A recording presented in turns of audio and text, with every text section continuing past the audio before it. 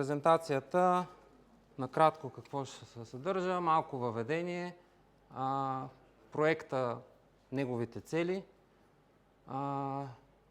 методологията, т.е. стъпките, които следвахме, за да постигнем, да направим проекта. Той е дипломен проект във връзка с тази магистратура. Ще се спрем на разработката на компонентите от системата и ще оставя малко време, ако има, ако не премина половиния час, за въпроси, отговори. Разбира се, след края също мога да отговарям. Да започнем с въведението. Малко контекст. Хората и организациите, които участваха в проекта и ме подкрепяха по времето на разработката им. Първото е Creio, фирмата, която финансира участието ми в магистратурата. След това е самата магистърска програма, която е част от един център за върховни постижения за дигитализация на инфраструктурата и градската среда. Той всъщност е към този проект има част за обучение на кадри, което е магистърската програма. Той води се от 5 университета, като 3 са основни. Политехническия в Мадрид, университета по пътища и шосета в Париж, Будапешт технически университет и като допълнително са Истанбулския технически, както и Букурещ техническия университет. Проекта го разработихме в екип, като едното лице съм аз, другото е Аленка, колежка от магистратурата. Бяхме консултирани и съответно ръководителите от академичните е Атила. Съжалявам, унгарци са, им е трудно да им произнасям имената. Атила, Петър и Адам. Атила е университетски преподавател в Будапешта. Петър и Адам са представители на компанията, която е проектирала моста първоначално. Още малко информация, като защо го правихме този проект. Като цяло в Европа в Европейския съюз има 200 000 км железопътни линии. На целия континент, малко повече от тези 200 000, има 300 000 моста, 300 000 мостови съоръжения. 75% от металните мостове са по-стари от 50 години, което означава, че застаряващата инфраструктура тя вече струва повече да се поддържа и има нужда от проследяване на състоянието и защото на тези две малки снимки са скорошни трагедии на мостови съоръжения, въпреки че не са железопътни, струват страшно много като човешки животи и като икономическа цена. Дигитални близнаци за проследяване на състоянието на конструкциите вече обещават, че все повече съоръжения могат да бъдат проследени и съответно на време да се действа за тяхната поддръжка и да се спестят трагедии. Така, за самия мост, мостът се намира в Будапешта, не прескача Дунав, но е на линия, която пренася 3 коридора европейски транспортни през Дунав. Във връзка с разширяването на мрежата на Будапешта, като малката снимчица е кръстовището, над което минава моста и съответно фирмата Цех, които са проектирали. Не съм сигурен дали са изпълнили, но проекта е техен за проектиране на моста. Самия мост малко по-в детайли. 54 метра, просто подпиране, ортотропик на български, съжалявам. Ортотропик. Това е горната конструкция, плочата не е плоча, ами е метална плоча с усилители трапецовидни. Така, между една линия носи самия мост. Част е от група от 4 мостове, които премостват това кръстовище. И една дефиниция за цифровия близнак, защото по време, когато на тази магистратура и по принцип дефиниция общо приета за цифров двойник, цифров близнак няма. И се ползвах от цитати от един статистик, който казва, че общо взето всички модели са грешни. Важно е да намерим кои са достатъчно верни или достатъчно не толкова грешни, за да ни вършат работа.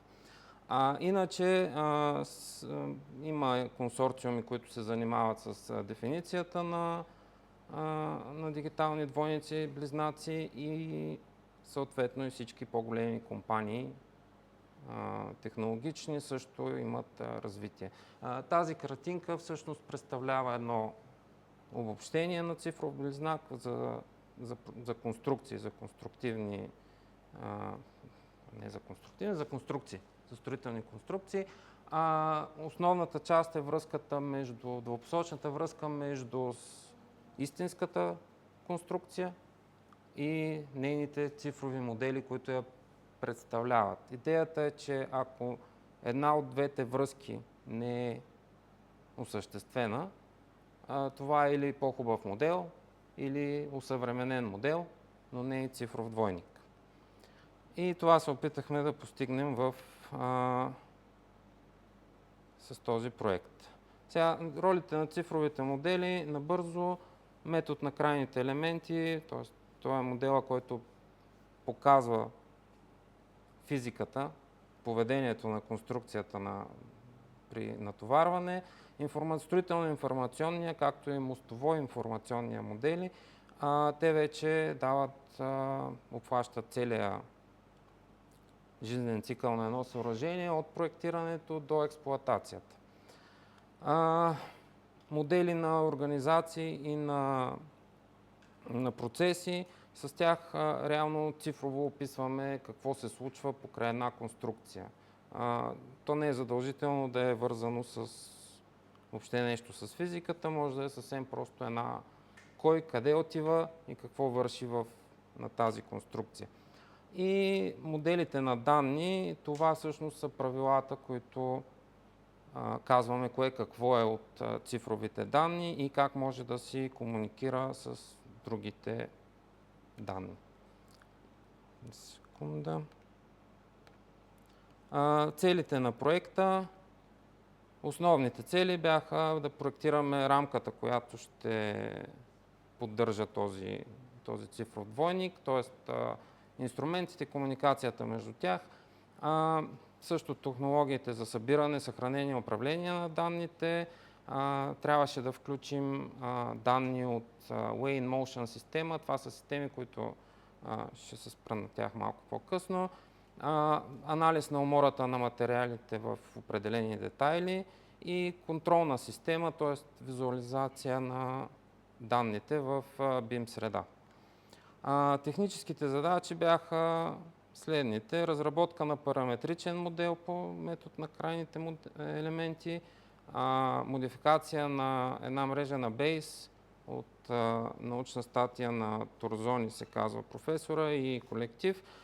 Бейсова мрежа или мрежа на Base е вероятностен графичен модел, който представя множество, това е от Wikipedia, понеже нямам официално, никъде не съм до сега не се бях срещал с него, но вероятностен графичен модел, който представя множество случайни променливи величини и техните условни зависимости под формата на насочен цикличен граф. Това е. Съответно, другата техническа задача беше експорт на полезен модел от IFC модел от Tekla и софтуерно подсигуряване на системата, т.е. на компонентите, на мрежата, в която компонентите софтуерните си комуникират, и някаква базова киберсигурност, за да не може да има някакво приложение. Както и макет на контролната система, това реално е визуализацията в BIM среда. Макет си има предвид, че не беше много функционално. Методологията, която следвахме, всъщност това са няколко компонента, които ще им обърна внимание малко по-сериозно. Това е блок схемата на системата. Тук описвахме логиката на взаимодействието на компонентите. Не знам, чете ли се? Да, няма проблем. Реално от EFC модела създаваме или обновяваме модела по метода на крайните елементи, който използваме, за да създадем или обновим линиите на влияние за локацията на избраните сензори. Съответно с тях, с линиите на влияние и симулатора на натоварване от влакове, който разработихме. Самия мост, пропуснах да кажа, е в строителство и няма да има сензори в бъдеще, но предвид наличието на модели, особено на BIN модела, го ползвахме за един вид за тестваме виртуално системата. С симулатора на натоварване от влакове създаваме времевия ред, ето тази схемичка, времевия ред на симулираните отчети от сензорите, които данни в последствие анализираме, определяме степента на умора и параметрите на преминалите влакове. Умората е на материала на конструкцията на моста.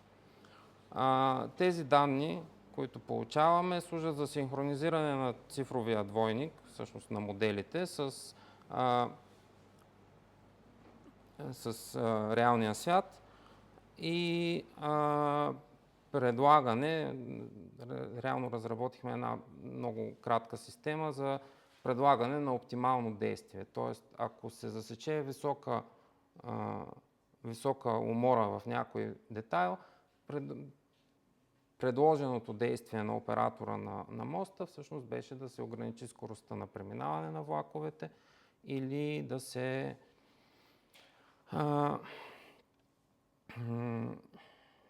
да се предвиди поддръжка или ремонт на конструкцията.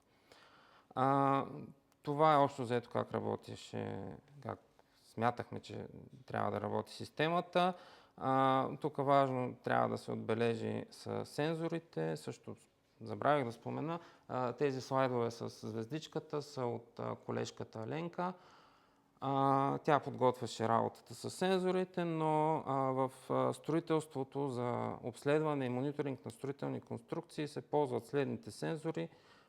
Те най-общо отчитат деформации, състояние, температурни, климатични условия около конструкцията, на място на конструкцията, деформации или вибрации.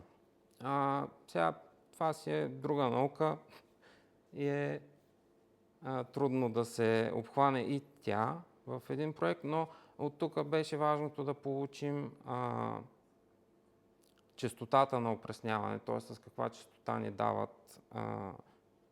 Биха идвали стойности от истински сензори, плюс възможната грешка от отчитането, защото всеки сензор той не може да измери реално величината, която мерим, той я мери с някакви допуски и тези допуски на нас после в системата ни пречат. Другата технология, бих я нарекал, или другия метод е Weigh in Motion. Weigh in Motion на практика е определяне на теглото на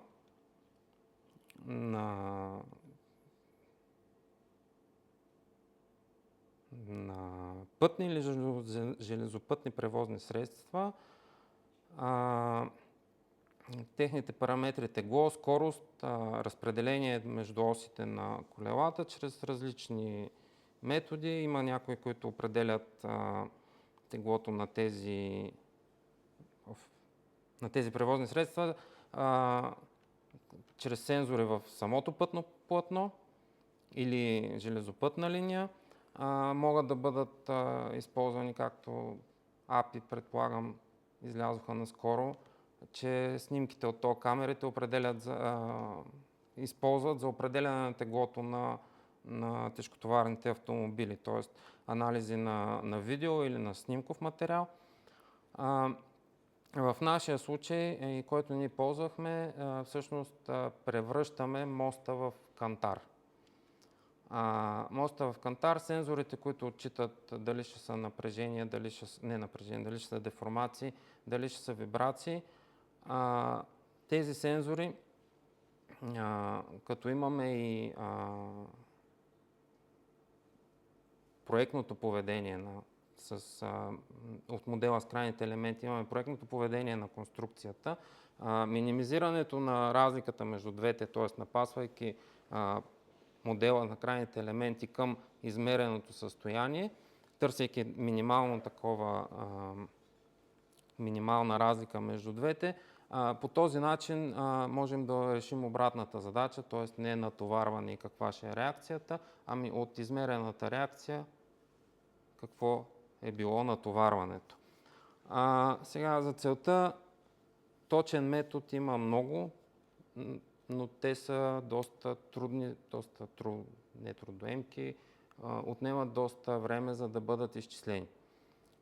Затова ние ползвахме една система, която е сравнително проста. Тя е базирана на вероятностен модел, която освен изчислените параметри даваше и процента на сигурност, на увереност на модела, колко тежи съответния параметър. Технологии и инструменти, общо взето това са всичките. ANSYS го ползвахме като изчислителен софтуер, но ползвахме неговата програмна част, скрипта, с който можеш да създаваш модели. Текла си беше в нея създаден самия модел на моста. Python, 2-3 вида бази данни, защото част от информациите могат да се ползват добре, могат да се съхраняват ефективно в един вид бази данни, друга трябва специализирани бази данни. Docker беше за организацията на софтуерните компоненти и общата среда и Tandem на Autodesk за визуализация на резултатите върху BIM модела. Тук обясняваме защо сме ги използвали. ANSYS е заради скрипта, т.е. можем да програмираме самия модел, как самото натоварване и може да се пусне един алгоритъм, в който да го натоварим на няколко пъти и да си получим линията на влияние малко по-късно. За данните, всички данни, които имахме нужда от тях, бяха проектирани, но се ползваха различни библиотеки в Python. База данните Timescale и Neo4j, едните са за времеви ред, а другите са за граф, т.е. за граф база данни. Docker е за софтуерната организация и визуализацията в Tandem. И сега самата архитектура на двойника. 3 слоя имаме. В единия трябва да съберем данните от живия свят през сензори и да ги вкараме в вече изчислителната част, която е средния слой, от който среден слой изкарваме готова обработена информация за визуализация и за вземане на някакво решение, което на практика рефлектира обратно върху истинската конструкция. Цифровия модел за крайни елементи.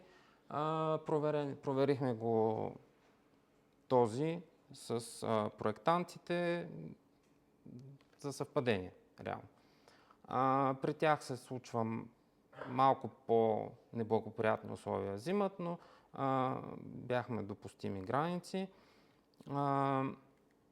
От този цифров модел на практика пуснахме една сила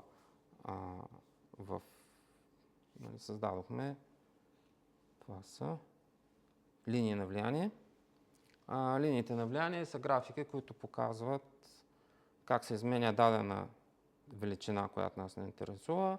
В избрано сечение, в случая избраните сечения бяха местата на сензорите. Сензорите, местата им подбирахме, където очаквахме най-големи деформации. И когато това са тази величина, се изменя, когато по продължение на моста преместваме единичен товар. В нашия случай ползвахме 1000 кН, за да може по-изразено малко грешки да съберем. След това вече направихме един симулатор за влакове, тъй като нямахме достъп до данни, какви са композициите. Така се оказа, че повечето оператори на железопътна инфраструктура, те не са много окей да си дават какво се случва. Отворени данни имаше, но само за пътнически влакове, които те са интересни до някъде, но не много, защото при тях рядко се случва да имаме надвишаване на позволения товар. В този симулатор програмирахме да можем да определяме броя на осите в един вагон или в един локомотив, дължината на самия локомотив или на вагоните, разстоянието между така наречен буфер между два вагона, теглото на всеки вагон и самото разпределение между осите в напречно и в надлъжно направление. С този симулатор, след като получим данните за параметрите на влака, вече пускайки го през линията на влияние и можем да отчетем долната графика, която е графика за симулираните отчети на сензора. Сега, тук е много нащърбена графиката, така би трябвало да бъде в истинския живот, но ако пуснем параметрите на влака през тази линия на влияние, ще получим гладка линия. Затова пак през Python, през обработка на данните, добавихме шум, който би трябвало да симулира допуските на сензорите и да се доближим максимално до едни истински данни от сензор. С този сигнал пуснахме алгоритъма за определяне на параметрите на влака. Сега това не успяхме да го финализираме, да го видим как работи, но тук е важно да се отбележи, че този алгоритъм може да бъде заменен с всеки друг, който позволява определяне на параметри мисля, че бяха Moving Force методите се казваха, на подвижна сила. Може да се смени и с динамичен, защото до сега методът е предимно статичен. Така че има много алгоритми, с които могат да се реши на практика обратната задача при измерванията, които имаме, какви са натоварванията върху конструкцията. След като изкараме паралелно с този алгоритъм и на мястото на сензорите, правихме и отчитахме и умората на материала в даден параметър. Това е по методологията на дадено място. Това е методологията, която следва и Еврокод, и резултата от нея е тази, съжалявам, малката графика, тук, която вече следим с колко са броя на циклите и каква е носимоспособността в края на краищата на елемента. От тук, след като получим тези два параметъра, теглото на влака и състоянието на конструкцията, отиваме в този модел на Байс.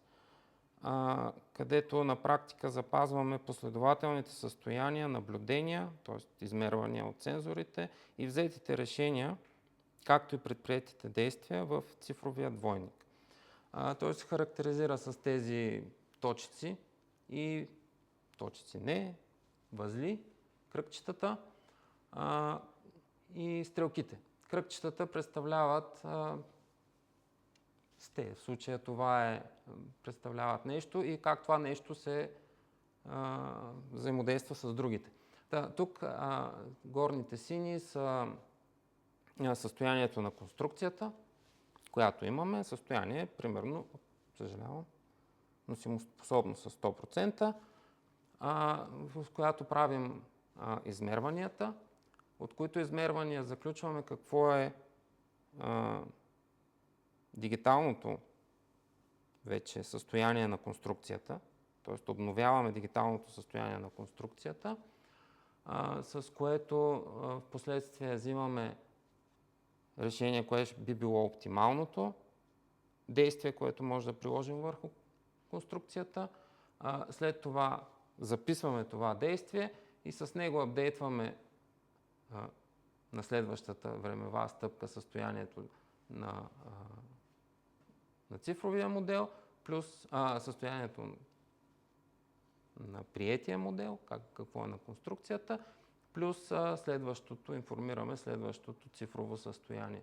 Тези ромбчета тук са всъщност наградата, т.е. тази система, ако вземе правилно решение, тя получава награда, ако не е правилно, в моментите на контрол,